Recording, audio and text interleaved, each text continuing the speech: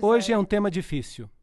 Eu estou um pouco nervoso de abordá-lo, mas nós vamos passar por ele e as coisas vão ficar piores antes de ficarem melhores. Para que nós possamos também, então, mergulhar e dizer algumas coisas que o livro do Apocalipse diz. Vocês sabem que nós sempre ficamos com medo de dizer as coisas que o livro do Apocalipse diz. Mas, por outro lado, eu pessoalmente estou muito grato que ele diga essas coisas. Porque eu mesmo estava aprisionado em muitos enganos. E eu sou grato a Deus por ter dito estas coisas para que nós possamos tomar decisões de romper os laços que nos prendem a essas coisas estranhas, esses ventos de doutrina, que muitas vezes nós consideramos normais porque nós não sabemos outras coisas. A simplicidade de conhecer a Jesus Cristo e a Cristo crucificado muitas vezes nos escapa. E se nós apenas soubéssemos que tipo de amigo nós temos, e quão próximo ele está, e quão fácil é estar em contato com ele, nós nos pouparíamos muitas lágrimas e muitas dificuldades. Bem, quem é a besta do abismo sem fim? E onde nós lemos acerca dela? Nós terminamos na noite passada até o fim do capítulo 9. Agora, logicamente, nós deveríamos entrar no capítulo 10. Mas eu reservarei o capítulo 10 para daqui a pouco. Porque há dois lados da história.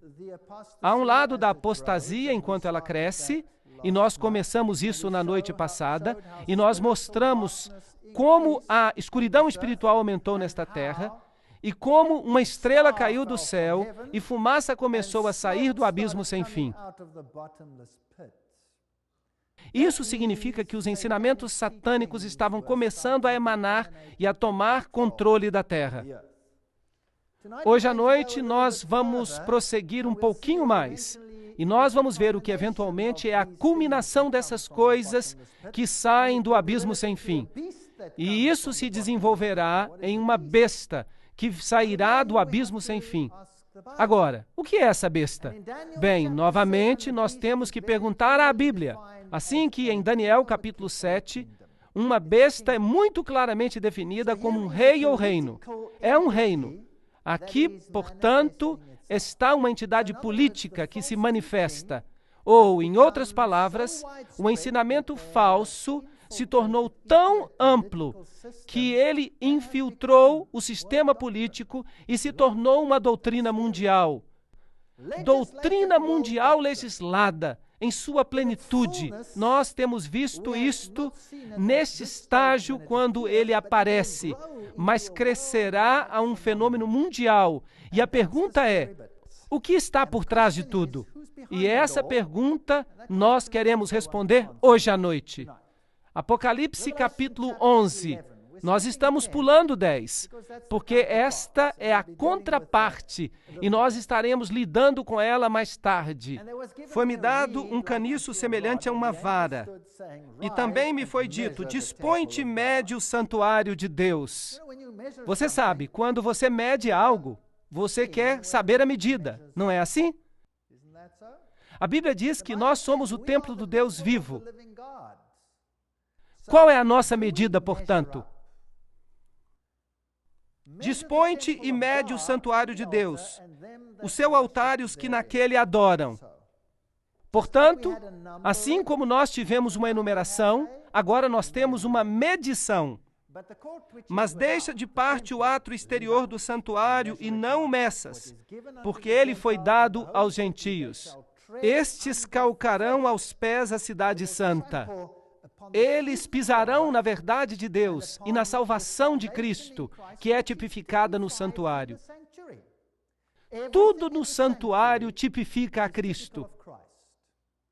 A porta, o portão onde você entrou, o altar de holocausto é uma representação da cruz, o cordeiro que foi morto. Eis o Cordeiro de Deus que tira o pecado do mundo. A pia que lava, ela é que lava os nossos pecados. Você precisa nascer da água e do Espírito. Se você entrar no primeiro compartimento, Jesus é a luz do mundo. Jesus é o pão da presença. Jesus é o pão do céu. Ele é um incenso que nos torna aceitáveis pelo seu mérito a Deus. Se você entrar no último compartimento, ele é o legislador. Ele nos protege da condenação da lei por sua misericórdia. Uau! Tudo está ali no santuário. É uma mensagem linda. Por isso, aqui está a história da salvação em Cristo, que será pisada por certas forças gentílicas. E isso será feito por 42 meses. Agora, esse é um tempo profético de novo, e seria interessante saber o que ele significa. E é claro, é uma citação do livro de Daniel, capítulo 7, onde todos os atributos do anticristo são dados, incluindo o fato de que ele reina por esse período. Darei as minhas 2 testemunhas que profetizem por 1260 dias, vestidas de pano de saco. Agora, é isso que chamamos de paralelismo hebraico. Você diz uma coisa de um jeito e você repete isso de outro jeito. Portanto, os primeiros 42 meses são seguidos por 1260 dias. E em termos proféticos, são o mesmo período. 42 meses proféticos, um mês profético tinha 30 dias. 42 vezes 30 dá 1260 dias. 1260 dias, um dia para cada ano, 1260 anos. Nós falaremos sobre isso mais tarde. É um período em que o santuário será pisado por pés e o povo de Deus também. Agora, quem são as testemunhas que se levantam para ouvir o que Deus tem a dizer?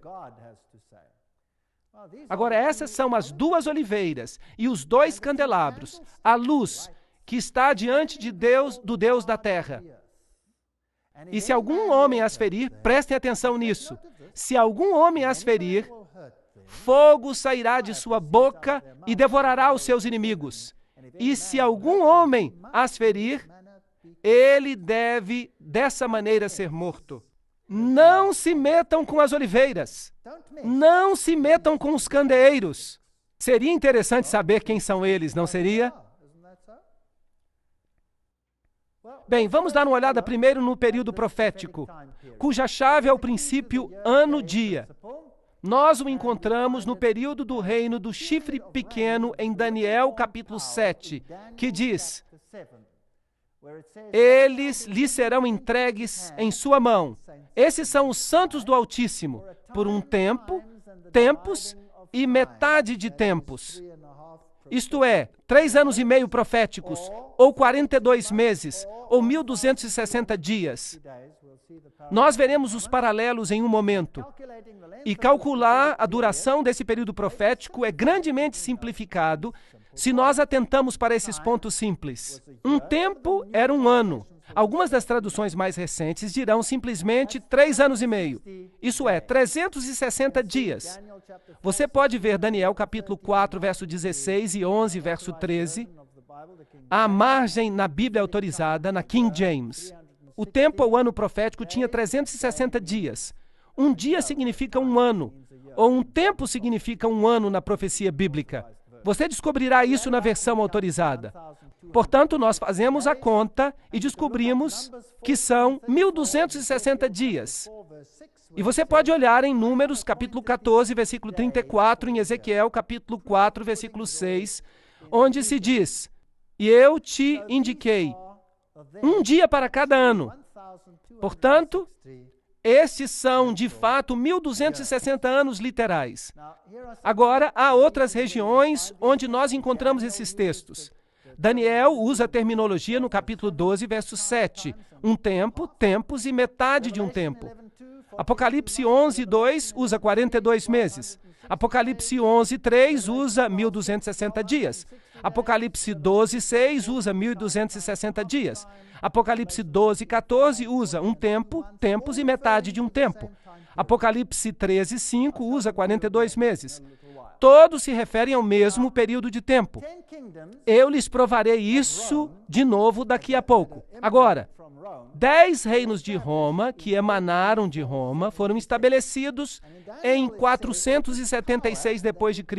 E em Daniel se diz que esse poder controlaria, ou teria controle sobre o povo de Deus. Se levantaria depois do estabelecimento dos 10 reinos. Em outras palavras, depois que Roma Ocidental foi dividida em 10. Bem, esse período é muito interessante, porque depois deste período, em 438 d.C., o governo papal começou de acordo com o decreto de Justiniano, que dizia que o papado seria o corretor dos hereges e que ele seria o cabeça de todas as igrejas. Aqui, então, temos um cenário de igreja e Estado. Agora, se você faz uma conta com os 1260 anos, você obtém uma data interessante, 1798. Vamos olhar esses períodos de tempo de novo. Daniel 7:25, um tempo, tempos e metade de um tempo. Daniel 12:7, um tempo, tempos e metade de um tempo.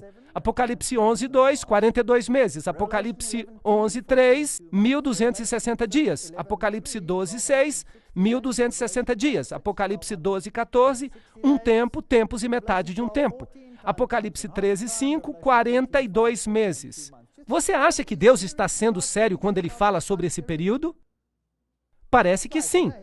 Ele quer que nós saibamos algo sobre esse período de tempo. E nós podemos descobrir da Bíblia que eles significam a mesma coisa pelo paralelismo hebraico. Por exemplo, no livro de Apocalipse, se dirá uma mulher, um deserto, 1260 dias. Em outro verso será dito, uma mulher, um deserto, 42 meses. Em outro lugar se dirá 3 anos e meio, e assim você pode ver que eles se aplicam à mesma coisa. Uma profecia muito, muito importante. Agora, em 1798, algo muito interessante aconteceu. Berthier, o general francês, marchou até Roma, sob as ordens de Napoleão, e prendeu o Papa.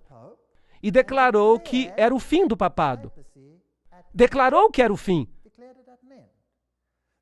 Agora, é importante perceber que o papado era uma entidade política. E se você pega a definição de Daniel, capítulo 7, de que uma entidade política é chamada uma besta, os reinos que você viu, as 4 bestas, são 4 reinos que se levantarão na terra. Bem, então, se você acaba com o poder político, então a besta morre. Agora, isso é interessante. A respeito desse poder particular, há um outro verso interessante em Apocalipse, que diz, parecia uma ferida mortal, mas a ferida mortal foi curada. Em outras palavras, ela morre, mas retorna.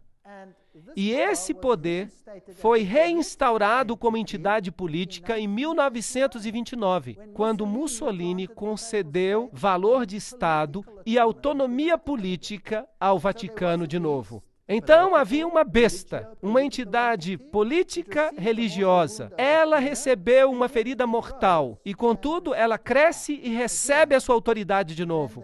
E então há algumas coisas interessantes no livro de Apocalipse sobre isso. Vamos olhar essa ferida mortal. No dia 1º de fevereiro de 1798, o Papa Pio VI foi destronado por Napoleão. Seu anel, o símbolo do seu poder, foi-lhe tirado do dedo. E ele morreu no exílio. Essa foi uma ferida mortal. Por volta de dezembro de 1804, o Papa Pio testemunhou Napoleão coroando-se imperador. Aqui estava um Papa sem uma entidade política para governar. Em 1808, Napoleão tirou a autoridade do Vaticano. Ele confiscou toda a cidade do Vaticano. Em 1848, Mazzini ataca Roma e o Papa Pio IX é exilado. Ele é restaurado em 1850, mas ele tinha perdido a sua autoridade papal. Não era mais uma entidade política. Aqui estava a ferida mortal. E há aqui uma sincronia espantosa. Em 538, ele ascende ao trono sob a proteção do Império Romano Oriental, com a ajuda do próprio imperador. ele assume a autoridade com o decreto de Justiniano. 1260 dias proféticos mais tarde, seu poder político chega ao fim. Interessante. Imediatamente, Napoleão reestabeleceu a liberdade religiosa em 1806, no dia 30 de maio.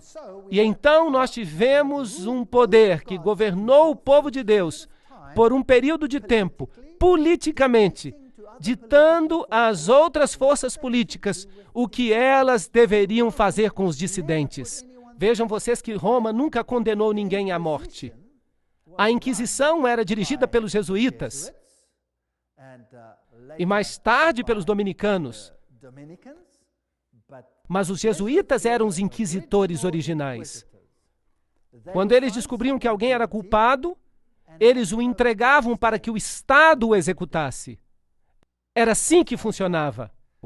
Agora, quem são essas testemunhas que testemunhavam em pano de saco durante este período de tempo? Minhas duas testemunhas. Essas são as duas oliveiras e os dois candeeiros que estão diante do Deus da terra. Por falar nisso, Roma suprimiu as escrituras durante o seu período de reinado? Sim ou não? Sim. Eu fui católico. Era um pecado mortal ler a Bíblia. Era um pecado mortal. Mais tarde, depois de 1962, isso foi alterado. E nós saberemos por quê. É uma razão muito interessante. Veremos numa próxima palestra. Bem, quem são essas duas testemunhas? Elas podem, por exemplo, ser as Escrituras? O Velho e o Novo Testamento? Será possível? Zacarias capítulo 4, verso 1. E o anjo que falava comigo veio de novo e me acordou, como se acorda um homem do seu sonho. E ele me disse, o que tu vês? E eu disse, eu olhei e eis um candeeiro. Vejam que há aqui um candeeiro, todo de ouro, com uma bacia sobre ele, e 7 lâmpadas, e 7 tubos para 7 lâmpadas, que estão sobre ele, e 2 oliveiras. Temos o mesmo símbolo. Portanto, Apocalipse tira esse simbolismo de Zacarias. Lembrem-se que esse poder reinou por 1260 anos como uma entidade política que tinha músculos políticos e força sobre todos que considerava hereges. Assim, vamos olhar Zacarias e vamos ver se encontramos outras imagens que possam ser interessantes. Nós encontramos os candeeiros que são mencionados em Apocalipse. Nós também encontramos as 2 oliveiras que são mencionadas em Apocalipse. Uma está do lado direito da bacia e outra está do lado esquerdo dela. E o verso 4. Então eu respondi e falei ao anjo que conversava comigo, dizendo, que são estas coisas, Senhor? Bem, é isso que queremos saber. Talvez consigamos uma resposta aqui. E o anjo que falava comigo me respondeu e disse, não sabes o que são? E eu disse, não, meu Senhor. Nós também dizemos a mesma coisa, o que são? E então ele respondeu e me disse, esta é a palavra do Senhor a Zorobabel, dizendo, e então ele falou que palavras eram essas. Então, o que são as oliveiras e o candeeiro? A palavra de Deus. Então, essa palavra de Deus estava profetizando em roupa de saco, por 1260 dias. Vocês sabem quando foi que os reformadores começaram a imprimir a Bíblia? Eles começaram a usar a imprensa de Gutenberg. E quando eles começaram, esta foi destruída. E então queimaram todas as Bíblias que haviam sido impressas. E eles tentaram destruí-la por todos os meios à sua disposição, sem sucesso. Bem, mais tarde eles escreveram uma sua contraversão, que é conhecida como a Bíblia Jesuítica. Eu vou falar sobre isso mais tarde. Verso 11. Então eu respondi e disse a ele, o que são essas oliveiras do lado direito do candeeiro e do lado esquerdo dele?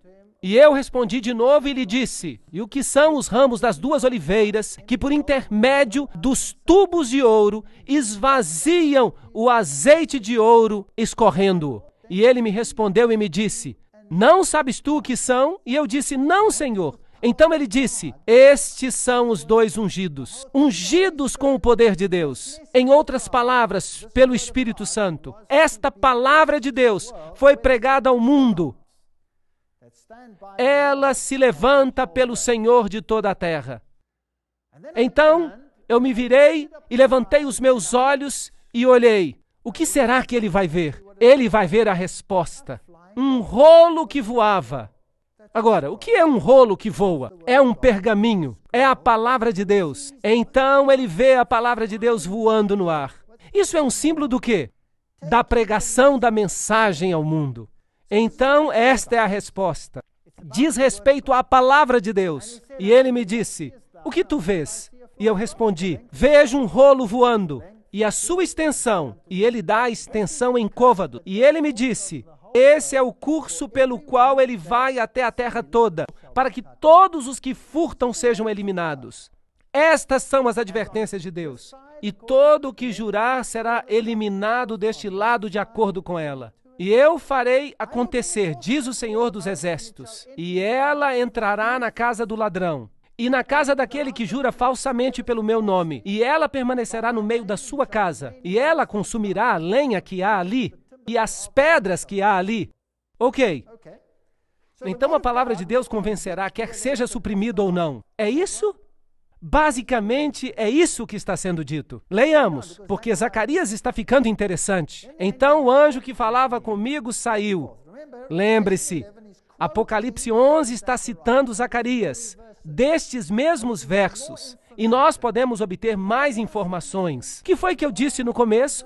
A lei é o testemunho. Portanto, nós estamos cavando no testemunho para ver o que os profetas tinham dito, aquilo que está em harmonia com o que vai acontecer aqui. Levanta os teus olhos e vê este que sai. E eu disse, o que é? E ele respondeu, é um efa que sai. Uau, agora está ficando interessante, um efa. Agora, o que é um efa? Um efa era uma medida. Era uma medida padrão com a qual você media farinha, por exemplo. Agora, no livro de Apocalipse, não estava acontecendo uma medição? Sim ou não? Ahá! Aqui temos uma outra medição acontecendo. E nós temos o padrão de medida. Obviamente, o padrão para o que é certo e o que é errado. Mas aqui está um interessante padrão que se estabeleceu. O que é isto? E eu respondi, é um efa que sai. E ele disse além disso, este padrão é o que você verá em toda a terra. E eis que se levantou um talento de chumbo. Vejam que o efa tinha uma tampa sobre ele. Uma tampa pesada. Esta tampa aqui era muito pesada. Era feita de chumbo. Então ele levantou esta tampa de chumbo e olhou dentro do efa, que é a medida padrão. E o que ele viu dentro? Uma mulher sentada no meio do efa. Oh, isso é interessante. O que é uma mulher na Bíblia? É uma igreja. Uma igreja. Então há uma igreja apóstata nesta terra. E há uma igreja verdadeira nesta terra. E nesta se senta uma mulher. Portanto, ela é um padrão. Um efa que está sendo estabelecido por uma igreja. Será que isso é lógico? Sentada no meio do efa. E ele disse, isso é impiedade. Então temos aqui o contrário do que o rolo estava dizendo. O rolo no início tinha dito, eu te condenarei pela minha palavra. Se você roubar, saberá que roubou. Se você fizer isso ou outra coisa, minha palavra vai condenar você. Mas aqui está um outro padrão sobre a terra. E ele é controlado por uma igreja diferente. E é uma igreja ímpia. E ele atirou o peso de chumbo na boca. Então esta mulher se revelou por um tempo. E então a tampa foi devolvida. Opa! Agora está interessante. Será que o Apocalipse falou de um padrão que não era bíblico? Sim ou não? Claro que falou. E a tampa foi levantada para que todos pudessem ver. Como é que os reformadores chamavam Roma? Chamavam abertamente de anticristo, mas então se fechou. E o que os reformadores dizem hoje? Publicamente, oficialmente, em todos os seus sínodos, o que o concílio luterano decidiu? Em 1994, se não me engano, decidiram que ela não mais seria chamada de anticristo. Os calvinistas decidiram a mesma coisa. Todos eles decidiram a mesma coisa. Então, a tampa voltou para o Efa. E eu levantei os meus olhos e olhei, e eis que havia duas mulheres, e o vento estava em suas asas, pois elas tinham asas como asas de uma cegonha. E isso é má notícia. É má notícia, porque você vê, a cegonha é um pássaro imundo. E um pássaro na Bíblia, aqui é o símbolo do Espírito Santo. Portanto, há dois grupos que, pela operação de um falso espírito, estabelecerão um padrão com uma outra mulher nele, entre os céus e a terra. Então disse o anjo que falava comigo, aonde elas levam o Efa, o padrão? E ele me disse, para construir uma casa na terra de Shinar, isso é, Babilônia, e será estabelecida, posta sobre sua própria base. Uau! O que Zacarias está dizendo é que um outro padrão reinará nesta terra. Este padrão será estabelecido por uma igreja. Todos terão o conhecimento de que era ímpio, será revelado, mas a impiedade será coberta.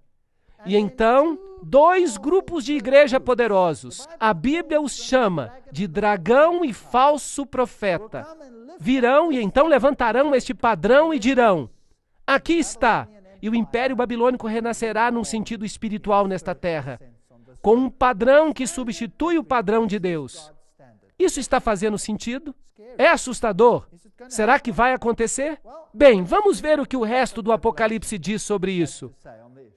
A palavra de Deus. Agora nós temos o pano de fundo do lugar da Bíblia onde o Apocalipse tirou a sua imagem e nos conta o que está acontecendo. A palavra de Deus, Apocalipse 11:6, diz, elas têm autoridade para fechar o céu, para que não chova. Será que a palavra de Deus tem poder para fazer isso? Claro que sim. Elias não fez? Elias orou sob a inspiração de Deus e disse que não choveria. E em 3 anos e meio não choveu. É interessante que esse poder profético reina por 3 anos e meio proféticos. O que isso significa espiritualmente? Uma falta da palavra de Deus. E então fizeram guerra contra a palavra de Deus, não nos dias de sua profecia. Então houve trevas espirituais. Nós já falamos sobre isso. E tem o poder sobre águas para torná-las em sangue e para ferir a terra com todas as pragas, tantas vezes quantas quiserem. Uau! Más notícias se você permite que a palavra de Deus lhe seja tirada. Você está encrencado. E quando eles terminaram o seu testemunho, em pano de saco, a besta que ascende do abismo sem fim fará guerra contra elas. Agora, quando será que terminarão o seu testemunho em pano de saco? Depois dos 1260 dias. Bem, se essa profecia está correta, então isso nos traz ao ano 1798. E nesse período de tempo, um poder começará a emergir da terra. E sua função será destruir a palavra de Deus. É interessante, pois depois de 1798, um poder emergirá, cuja função será destruir a palavra de Deus.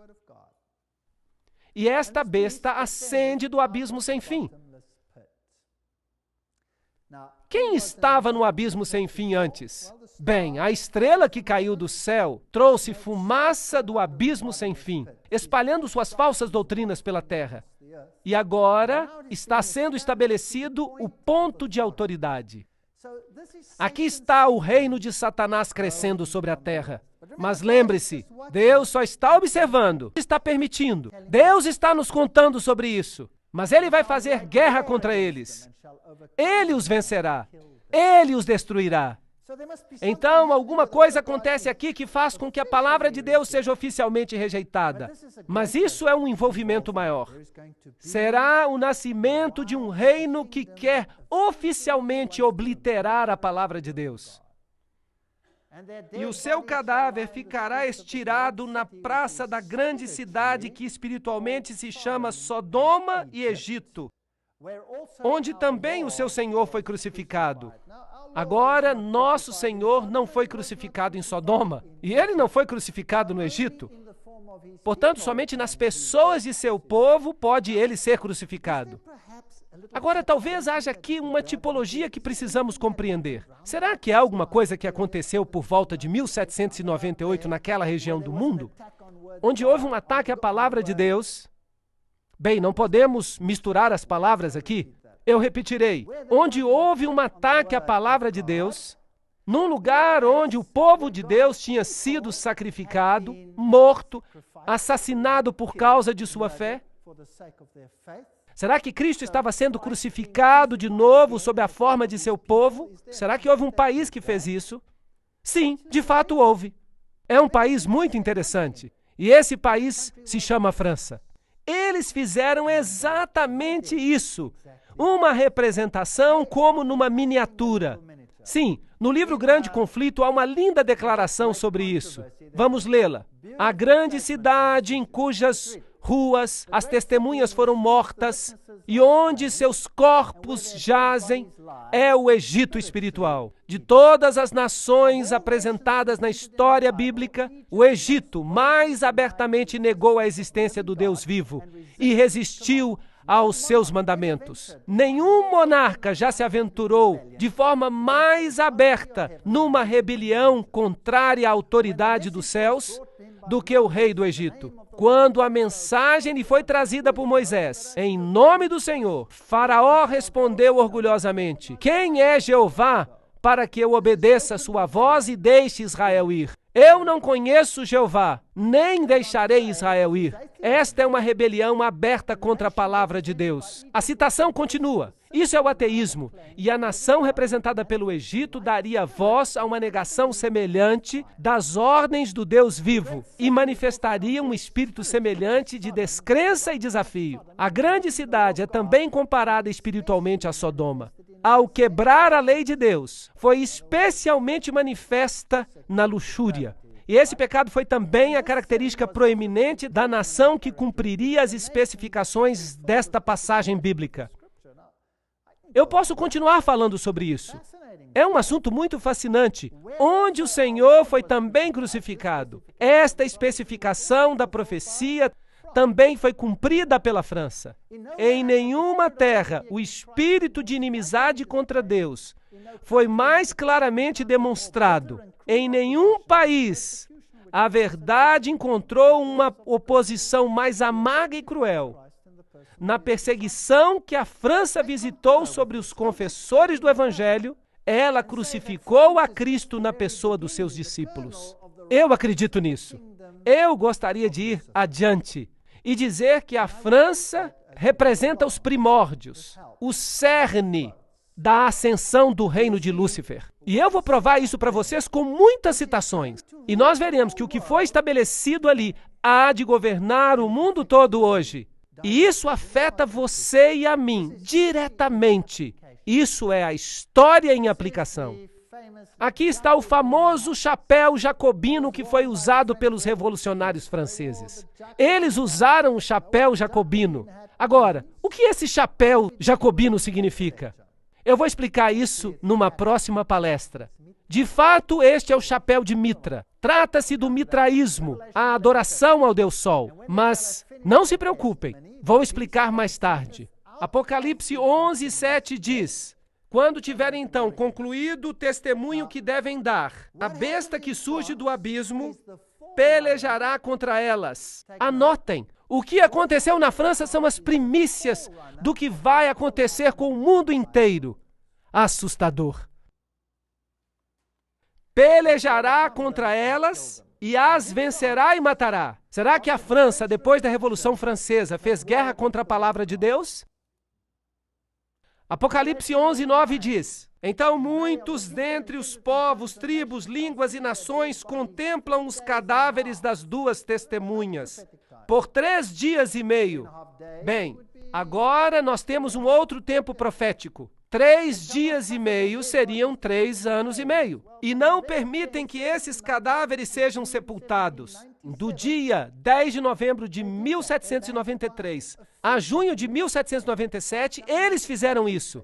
Eles baniram a Bíblia. Oficialmente, por um decreto do governo, os que habitam sobre a terra se alegrarão por causa delas. As 2 testemunhas, o Velho e o Novo Testamento, realizarão festas e enviarão presentes uns aos outros. Será que os franceses fizeram isso? Sim, eles de fato fizeram isso, porque esses 2 profetas, a Bíblia tinha atormentado aqueles que viviam sobre a terra. É verdade, eles só acreditavam que a Bíblia os havia atormentado, mas há mais gente que acredita que a Bíblia era um poder atormentador. Mas depois de 3 dias e meio, um espírito de vida vindo da parte de Deus neles penetrou. E aqueles que os viram sobreveio grande medo. Destruíram a Bíblia? Não. Depois desse evento, que foi só o começo desse grande ataque à palavra de Deus, o poder veio à palavra de Deus. E Bíblias apareceram em todas as partes do mundo. Todas as grandes sociedades bíblicas começaram depois desse dia. E a Bíblia foi colocada em cada mão que a desejava no mundo inteiro. Isso enfureceu a besta do abismo sem fim, de tal modo que ela mudou a sua tática de guerra. E nós vamos lidar com essas táticas em 2 palestras chamadas A Batalha das Bíblias e Mudando a Palavra. Elas vão acontecer a seguir. Se você está chateado comigo hoje à noite, volte de qualquer forma, ok? Então a palavra de Deus se levantou e pregou com o poder daqui por diante. Mas a guerra não acabou, estava apenas começando. E as 2 testemunhas ouviram grande voz vinda do céu, dizendo-lhes: Subi para aqui. E subiram ao céu na nuvem, e os seus inimigos as contemplaram. E o inimigo, eu devo lhes dizer, odeia a palavra de Deus.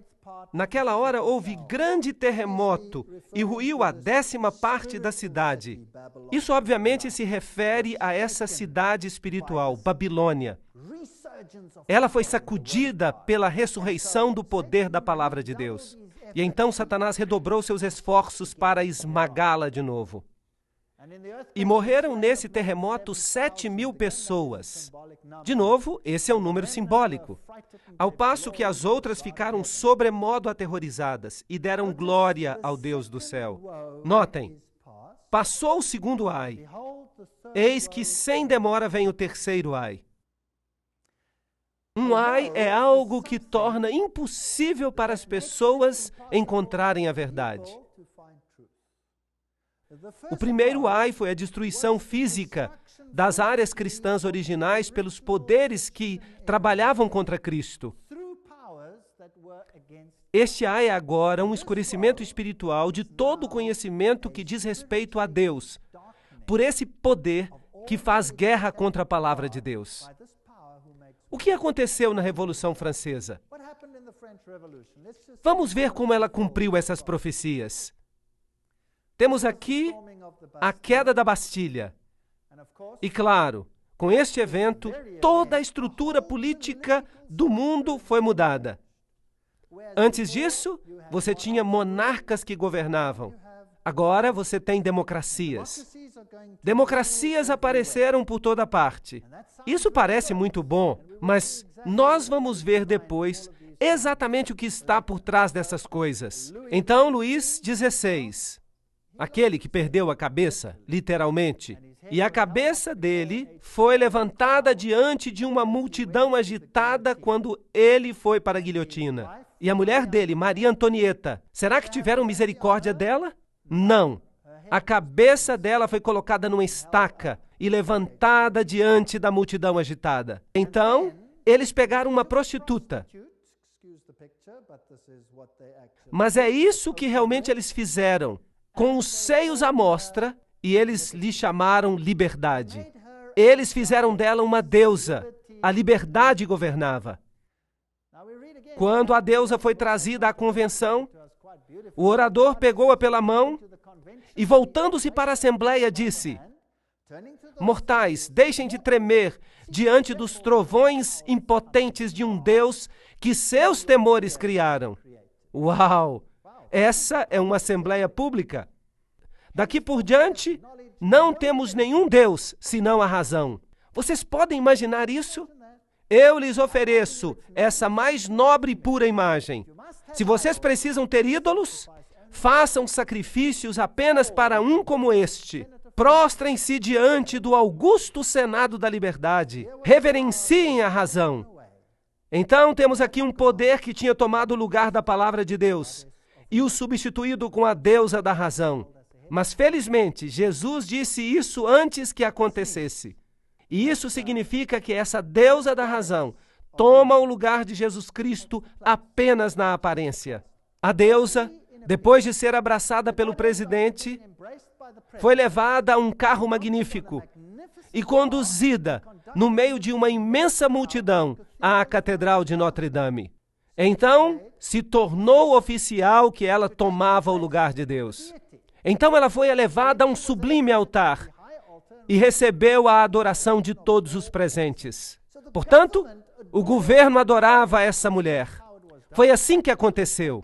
Ela foi levada pelas ruas, ela foi colocada num carro, ela tinha o sol como símbolo e se dizia a deusa da razão.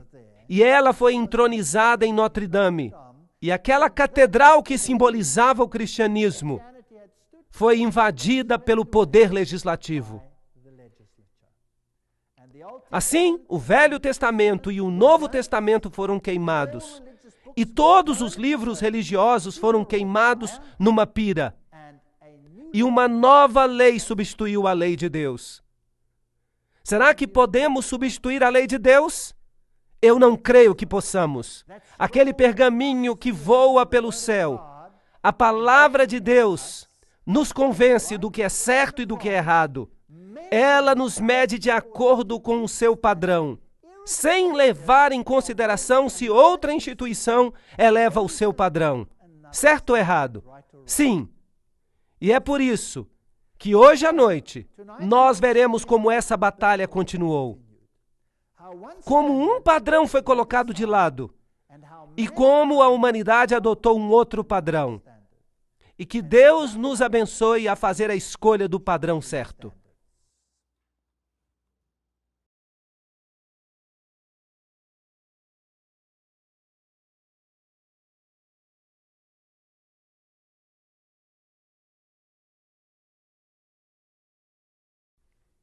Nós continuamos a história.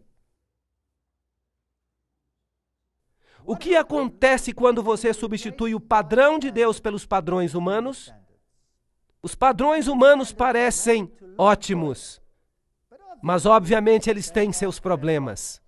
Bem, durante a Revolução Francesa, um novo padrão para a humanidade apareceu.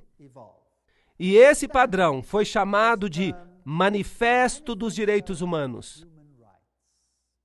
Por falar nisso, se você assiste à televisão hoje, o que você ouve? Lei de Deus? Lei de Deus? Lei de Deus? Ou você escuta direitos humanos, direitos humanos, direitos humanos? O que você escuta? Você escuta direitos humanos.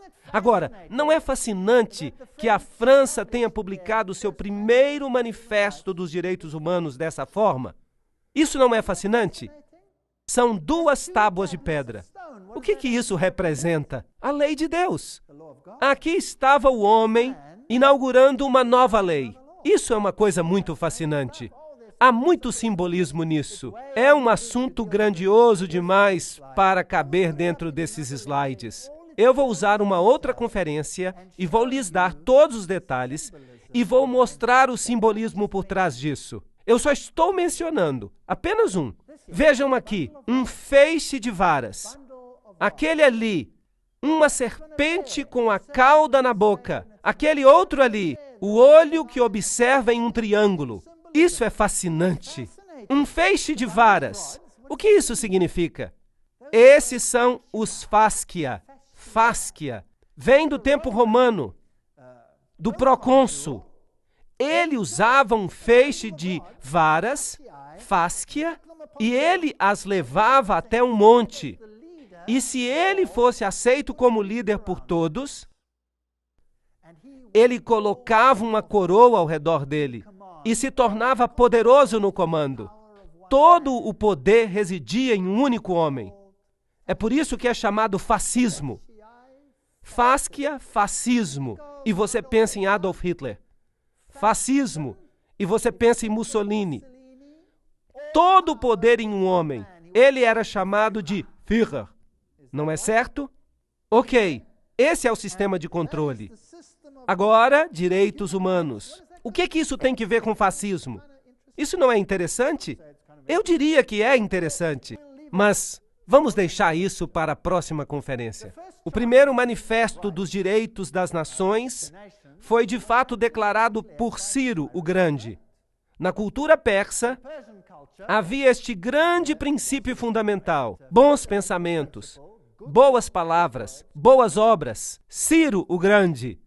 Bons pensamentos, boas palavras, boas obras. E o manifesto dele era assim: quando os meus soldados, em grandes números, entrarem pacificamente em Babilônia, eu não permitirei que ninguém aterrorize o povo.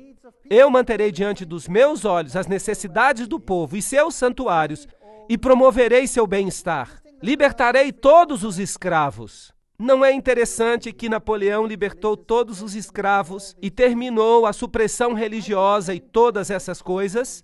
Eu colocarei fim ao seu infortúnio e escravidão. Esse era um bom manifesto. E nós lemos no Grande Conflito, séculos depois de o sangue dos santos ter sido derramado, ela está falando dos valdenses, dos albigenses, ela está falando dos protestantes que foram mortos. E muitos deles morreram por causa da França. Aqui está a Inquisição e as ferramentas da Inquisição. A machadinha que cortava a cabeça. Instrumentos de tortura horrível. E eles eram principalmente torturados por causa da heresia. Agora, qual é a definição de heresia? Vamos olhar o artigo heresia na página 440. Vem do grego hairesis, escolha, decidir-se por si mesmo, a sua crença e prática. Isso é heresia. Então, decidir por si mesmo foi, nesse período de 1260 anos, um ato de heresia. Um pecado passível de morte. Isso é muito triste, não é? Então, tirando do homem a sua consciência, colocando em seu lugar um poder, então vamos ter algumas coisas muito interessantes acontecendo. Aqui estão alguns dos instrumentos que eles usavam. Estes, por exemplo, línguas que abriam e você coloca brasas vivas nelas. E então você mortificava a pessoa que você estava interrogando com essas brasas. Aqui estão presilhas para o tornozelo. Percebam os pontilhões nelas. E quando elas eram apertadas, eles entravam no osso. Vejam que essas pessoas faziam seu trabalho com seriedade. Esse instrumento particular foi usado pelo general Franco em 1970. É um instrumento horrível. Aqui está. Eles o punham ao redor do pescoço. E então eles começavam a apertar. E apertar. Não era nada agradável. Usavam, é claro, até parafusos no polegar. Esse instrumento daqui era horrível. Eles levantavam você com as mãos amarradas por trás das costas, até que ficasse dependurado de cabeça para baixo no ar. E então amarravam essa pedra imensa aos seus pés e a empurravam de uma prateleira. E ela caía e arrancava os seus braços dos ombros. Essas são as coisas horríveis que eles faziam na Inquisição. Eu sei, a gente não precisa falar dessas coisas, mas a crueldade desse sistema precisa ser conhecida. Apocalipse 12:11. Eles, pois, o venceram por causa do sangue do Cordeiro e por causa da palavra do testemunho que deram. Não amaram a própria vida. Isso só lhes dá uma ideia do que esses pobres cristãos tiveram que sofrer pela palavra de Deus, só porque eles tinham decidido crer nela. É algo horrível, não é? É muito feio. E aqui estão algumas das representações da Inquisição, em que as pessoas morriam aos milhares, às centenas, aos milhares, aos milhões. por causa de Hairesis, a sua decisão. Aqui está o monumento francês huguenote na África do Sul. Muitos dos huguenotes da França fugiram e eles erigiram este monumento. Este representa a Trindade. Aqui está uma mulher em pé na terra, representando a noiva de Deus. Ali ela senta na terra. Ela desceu à África desde a Europa. E em sua mão ela tem a Bíblia. E na outra mão uma corrente. Ela quebrou a corrente que aprendia a Roma e fugiu para as terras distantes, para a África. Mas agora, de novo, ela está sendo perseguida ali. Mas essa é uma história diferente. Então ela fugiu para a América e para as terras distantes, a fim de escapar da perseguição dos 1260 dias. O grande conflito afirma: o mais negro crime dos catálogos de crimes, a mais horrível entre as obras terríveis de todos os séculos, foi o massacre de São Bartolomeu. Uau!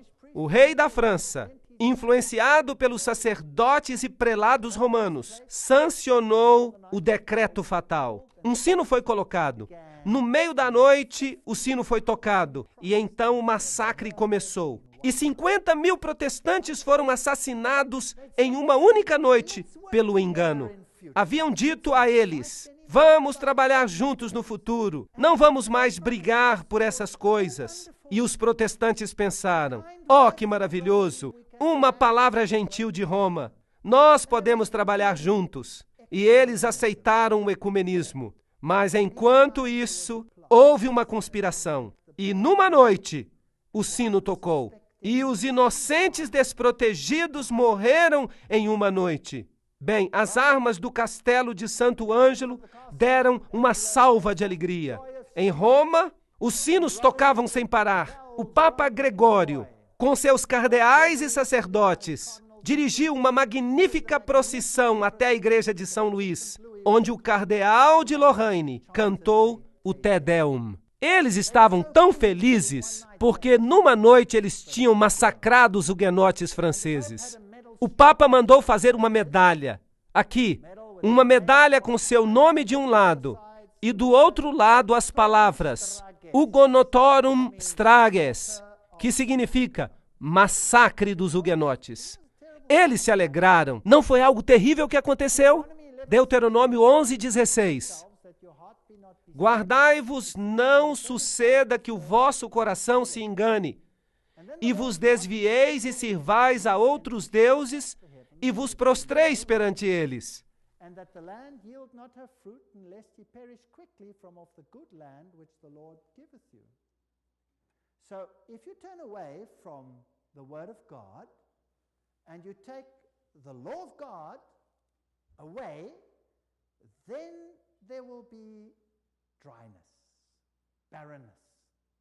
Apocalipse 11:7. Quando tiverem então concluído o testemunho, a palavra de Deus, a besta que surge do abismo pelejará contra elas e as vencerá e matará. Agora, isso aqui, como eu já disse antes, era um chapéu jacobino. Agora, o que era um chapéu jacobino? Quem controlava os jacobinos? Ora, o fundador dos jacobinos era um homem de nome Adam Weishaupt. Agora, quem era Adam Weishaupt? Ele era um professor jesuíta de direito canônico. Isso não é interessante? Então, a pessoa que realmente organizou a Revolução Francesa era um jesuíta. E ele era o pai do jacobismo. Ele foi também o fundador dos Illuminati.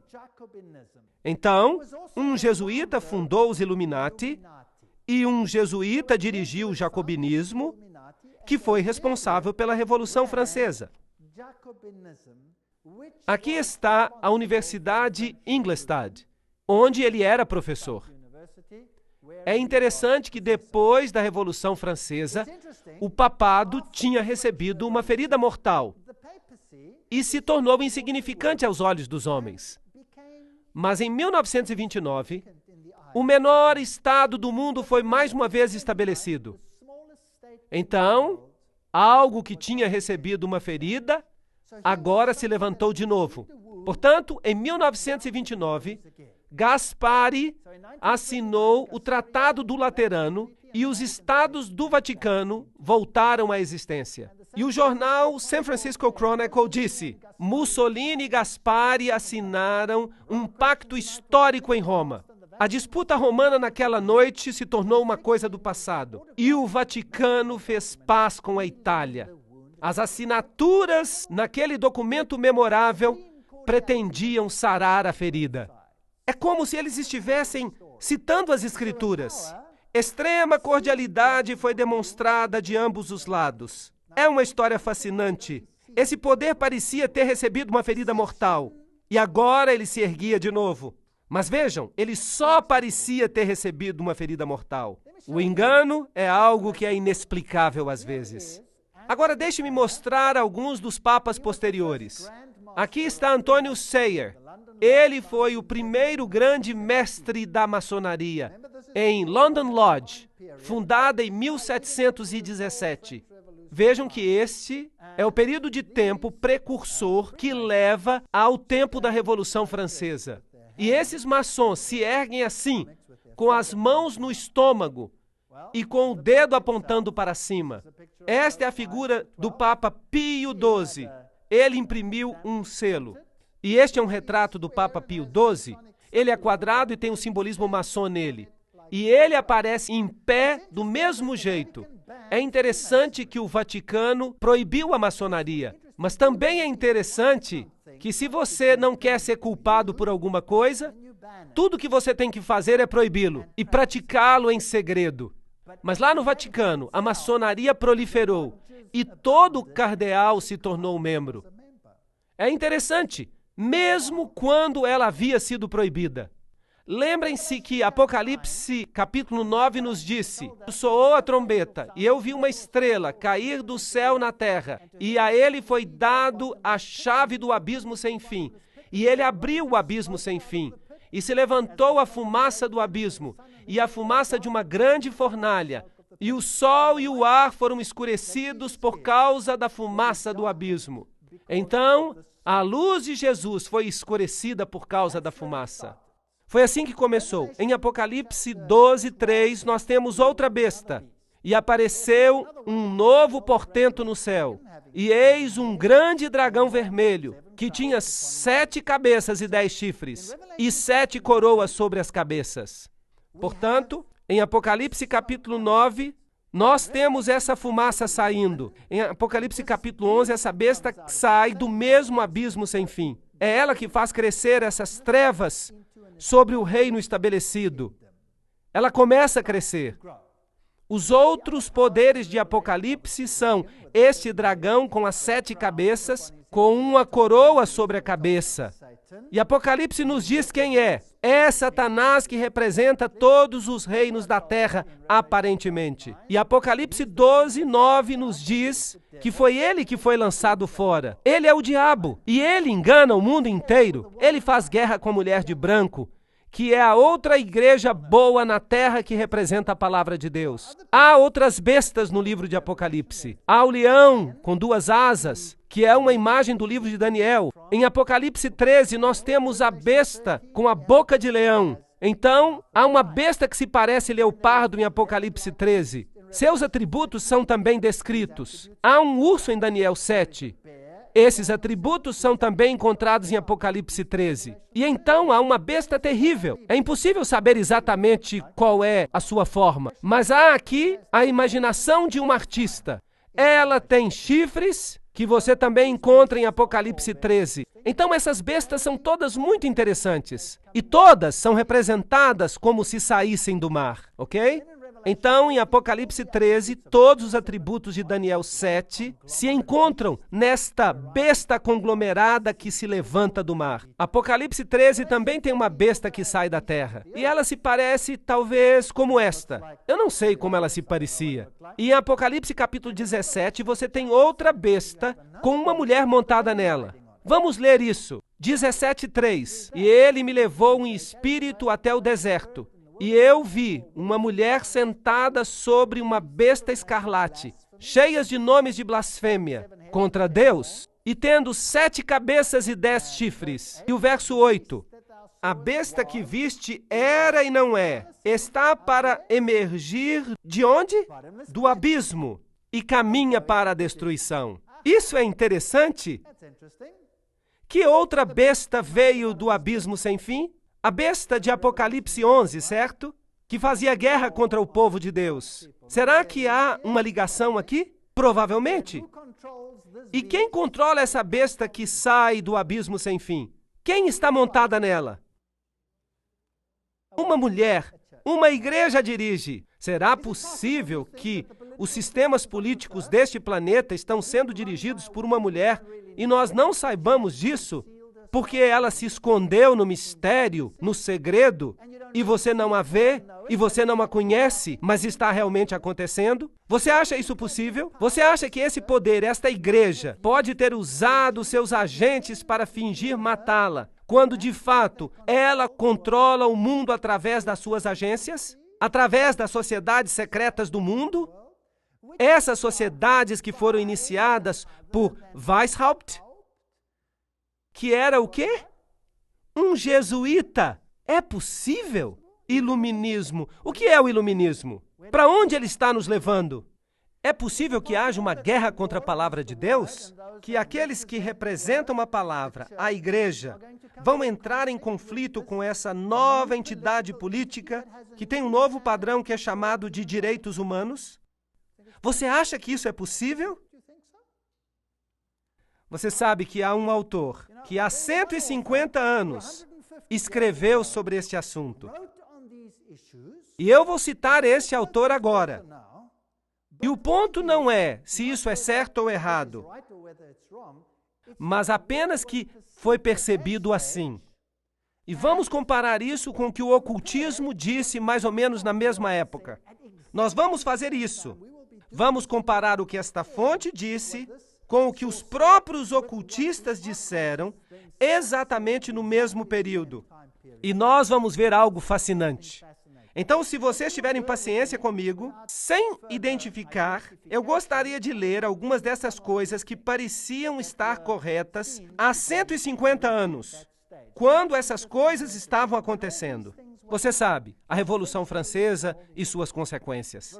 Por uma variedade de imagens, o Senhor Jesus representou a João, está falando do Apocalipse, o caráter ímpio e a influência sedutora daqueles que têm se destacado na sua perseguição ao povo de Deus. A apresentação de Deus de obras detestáveis dos habitantes dos poderes que governam o mundo, que se ligam em sociedades secretas, que desonram a lei de Deus, deveria capacitar o povo que tem a luz da verdade para que se mantivesse distante desses males. Então, 150 anos atrás, isso já era percebido.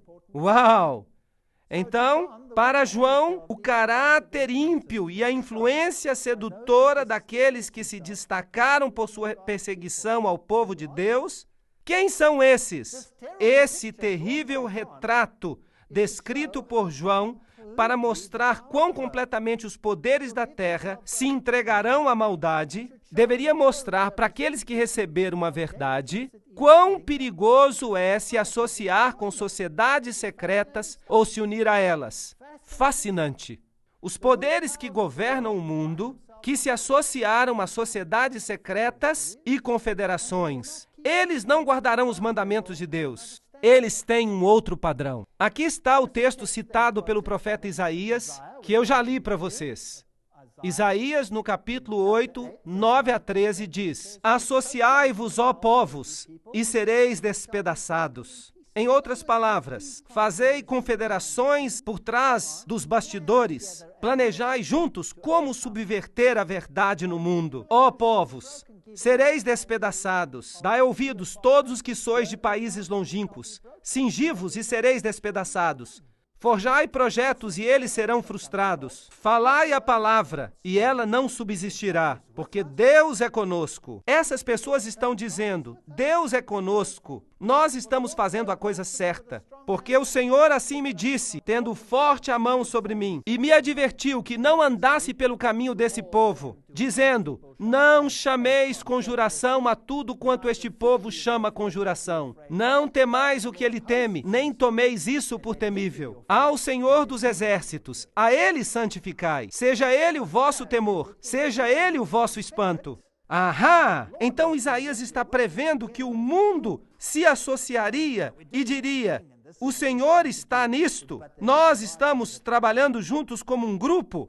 Esta é a melhor coisa que devemos fazer. Mas eles estão deixando Deus fora disso e não terão sucesso. Então, há aqueles que perguntam se é correto para os cristãos pertencerem à maçonaria e a outras sociedades secretas. Que todos leiam uma passagem que acabei de citar. Se nós somos mesmo cristãos, precisamos ser cristãos em todo lugar e precisamos considerar e ouvir o conselho dado, tornando-nos cristãos de acordo com o padrão da palavra de Deus. Percebem, então, que é importante que nós vejamos o que os maçons realmente ensinam? Ou talvez ainda mais interessante, quem fundou os maçons? Quem os controla? O que eles ensinam? Será que de fato eles pregam contra Jesus e a palavra de Deus? Sim ou não? Essas são perguntas que nós precisamos responder.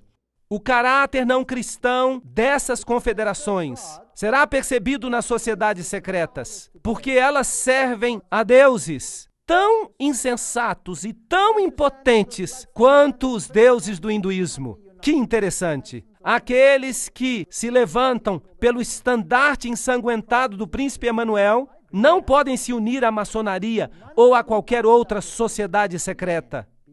Cristo não está dividido. Ninguém pode se unir a elas e ser homem livre diante de Deus. Os cristãos devem romper todos os laços que os prendem a essas sociedades secretas que não estão sob o controle de Deus. Nós não podemos pertencer a sociedades secretas. Isso foi escrito há 150 anos. E, finalmente, uma coisa eu sei, que aqueles que permanecem em contato com elas serão queimados com os maços de joio. Os agentes satânicos estão em toda a cidade, ocupadamente organizando partidos que opõem a lei de Deus. Nós não podemos baixar a nossa guarda. E um dos planos das sociedades secretas é formar monopólios gigantescos. Poucos homens se juntarão para obter todos os meios em certas linhas de negócio. Será que isso está acontecendo hoje? Estamos vendo monopólios gigantescos sendo formados, forçando o pequeno empresário a se aposentar ou a se submeter a seu poder? Sim ou não? E se você não faz o que mandam, você não consegue prosperar. Você já ouviu falar de multinacionais? Sim ou não? Você não pode abrir o jornal hoje sem ler a respeito das multinacionais. Certo ou errado? Parece tudo bom, mas você sabia que a sua liberdade está sendo corrompida passo a passo, até que você não seja nada mais do que um escravo? E se você ousar abrir a boca, bem, você perderá o seu emprego e a sua indústria, e você não será capaz de comprar ou de vender. Os sindicatos serão uma das agências que trarão sofrimento à terra neste tempo, como nunca o mundo experimentou. As pessoas não creem nisso, mas eu creio.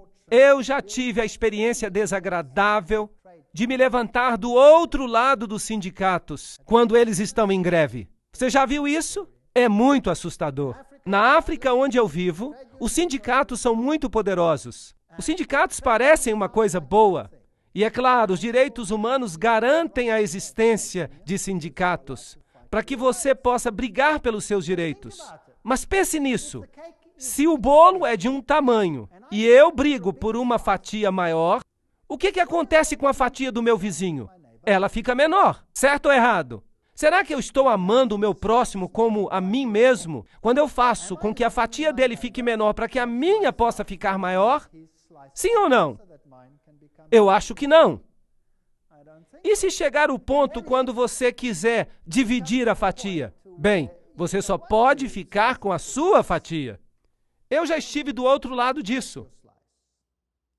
Eu já tive as minhas costelas fraturadas por membros dos sindicatos.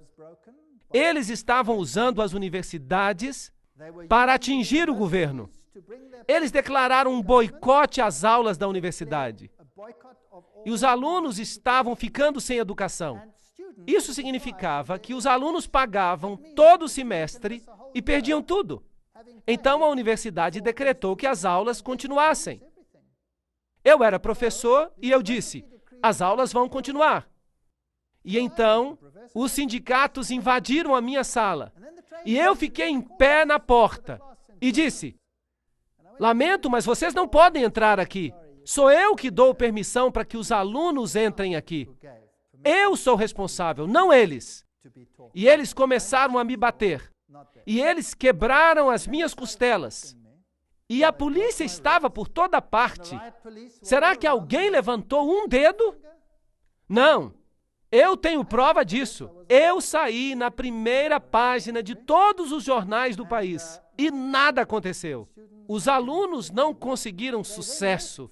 E eles saíram. Felizmente, por alguma razão, eles saíram. Talvez haja poder no poder da oração. Eles foram para outro lugar e quebraram tudo. Bateram até nos alunos. Bateram neles horrivelmente. Meus alunos escaparam aquele dia pela graça de Deus.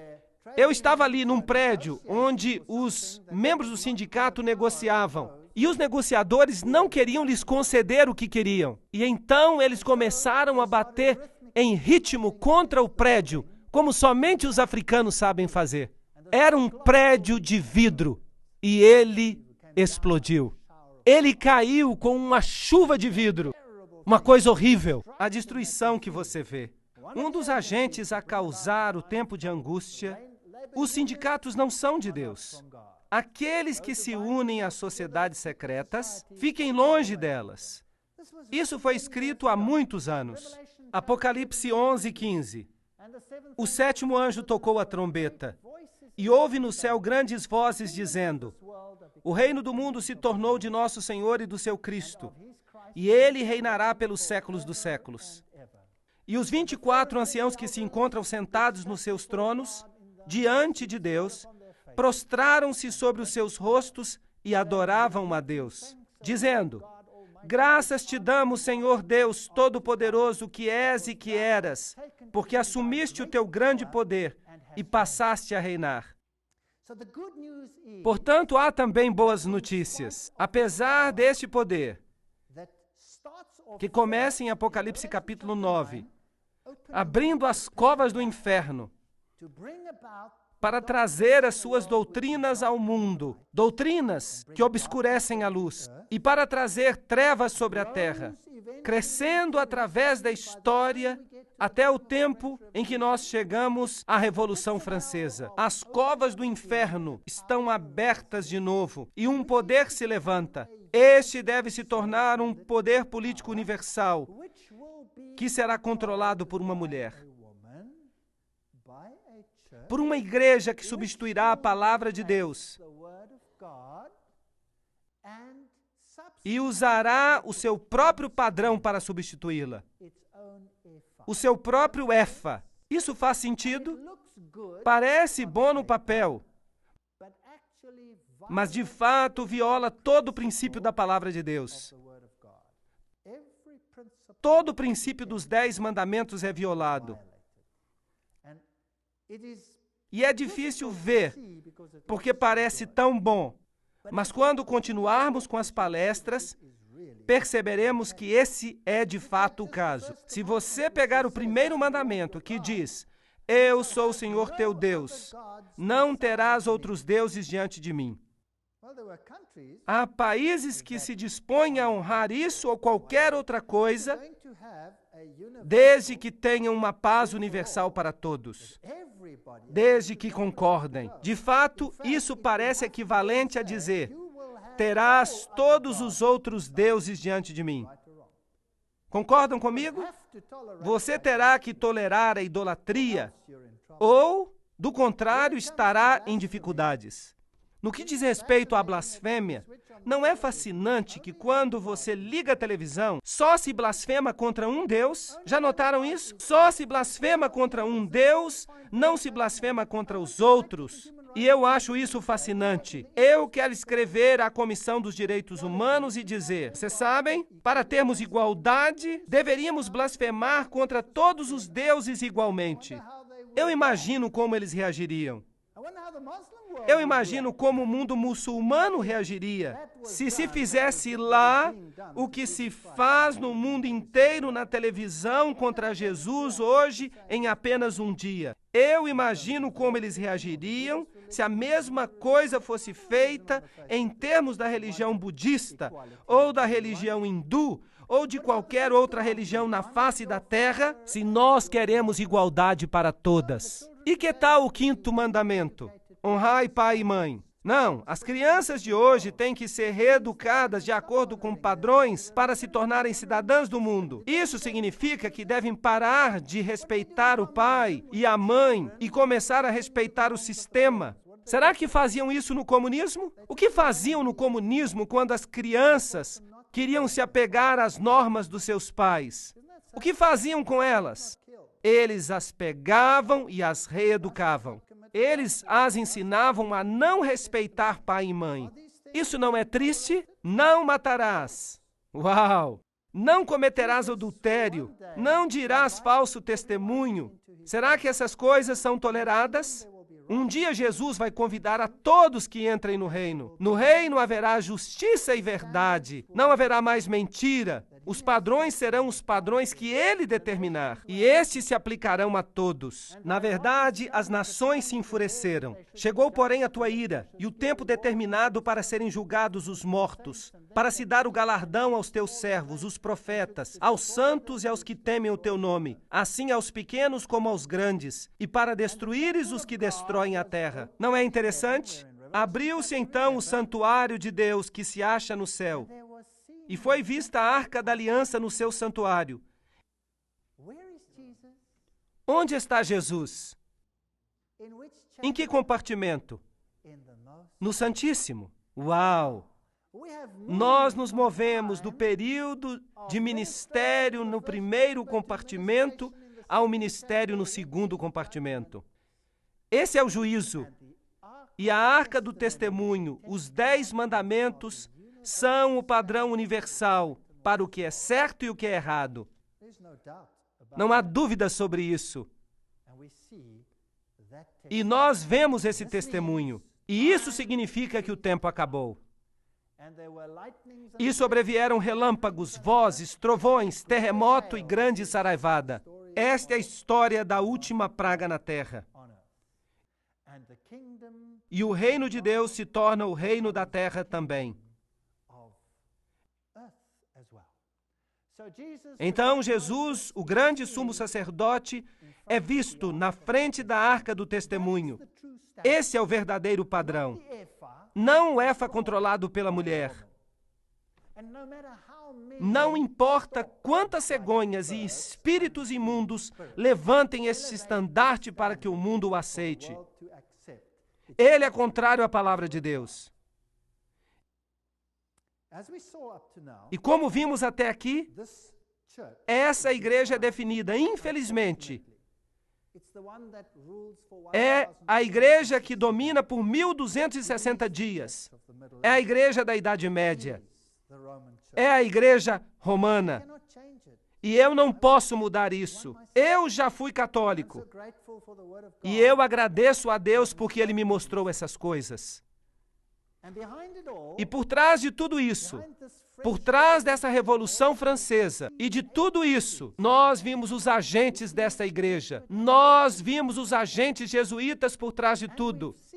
E nós vimos que as sociedades secretas, porque tudo nelas é envolto em mistério, farão as mudanças que anularão a palavra de Deus.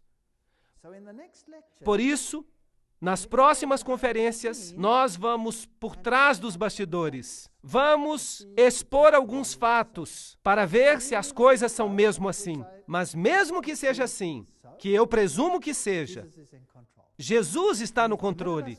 Ele permitiu que víssemos essas coisas. Ele é o sumo sacerdote que oficia.